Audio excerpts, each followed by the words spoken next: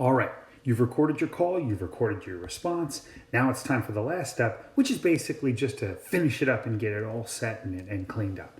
So the first step in this is I want to go ahead and I want to join these two parts. Remember, this was my call and this is my response. So to do that, I'm just going to tap anywhere out here in the open area twice, 2 times. Oh, there it is. And I'll get an option to select all.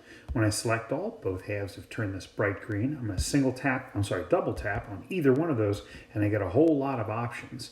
One right here in the middle is join. When I tap join, look at that. It just makes it into one set like that. I'll tap on the desktop and I tap out so it's all set. For my next step, now if you remember when I recorded this, I recorded it at a slow tempo here, 86. Well, I don't want...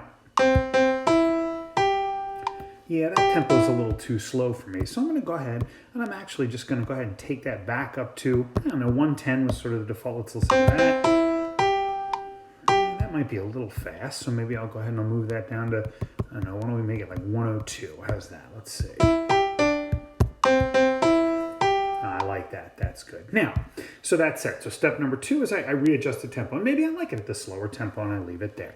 All right. Third step is, now I want you to listen to this for a second. I'm going to leave the metronome on up here and listen to it. Some of the notes don't line up exactly with the clicks.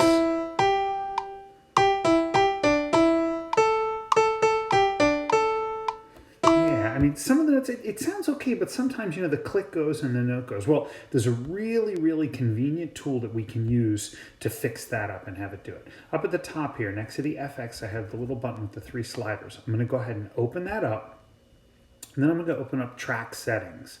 Under track settings, again, remember that was that button, the blue sliders. Then I open up track settings. And under here is a tool called quantization, which is really just a fancy way of saying, iPad, you go ahead and figure out if these notes are supposed to be, where they're supposed to be. So I'm going to go ahead and I'm going to tap straight. In other words, this is just, don't worry about that, it's straight. And the highest note value that I have is 8th notes. I use some TT, so I'm going to go ahead and choose that. Now, right away, as soon as I chose that, I want you to look, I'm going to do that again, except I want you to watch over in the green here, right here. I'm going to tap straight. Now watch when I hit 8th note.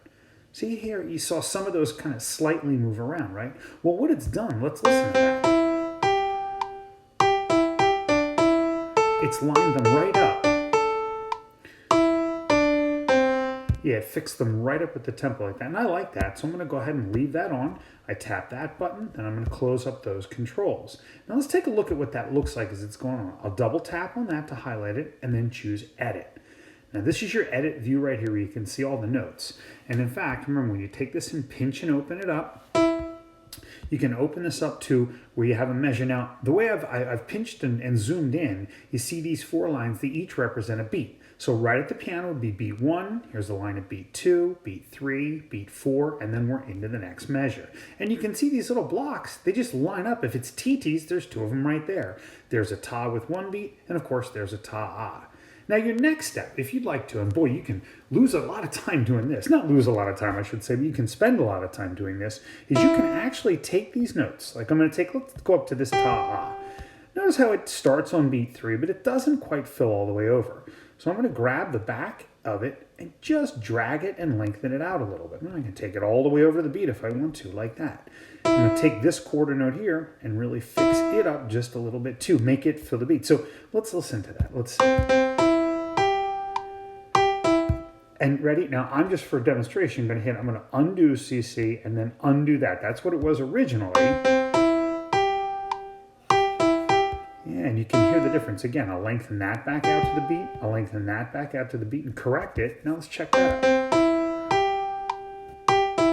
Yeah, and again, you could just go through and, fix up all the notes if you'd like to and go through. And you could literally do this the whole time. I see this one note's really short right here. So I just, spend as much time as you'd like to. When you're all done with that, you can choose Done.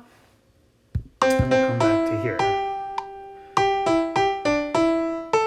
Yeah, now I think I probably will go back and do a little bit more time fixing some of those up, and you have that. I turn the metronome off. Again, remember that's that blue key right there. Turn that off. Give it a listen. Yeah. Now, I'm not going to sit here in this demo and do all these, but I'll probably, by the time I come back for the next demo, have this all cleaned up exactly the way I want it. That's your fix up steps. That's all set and ready to go.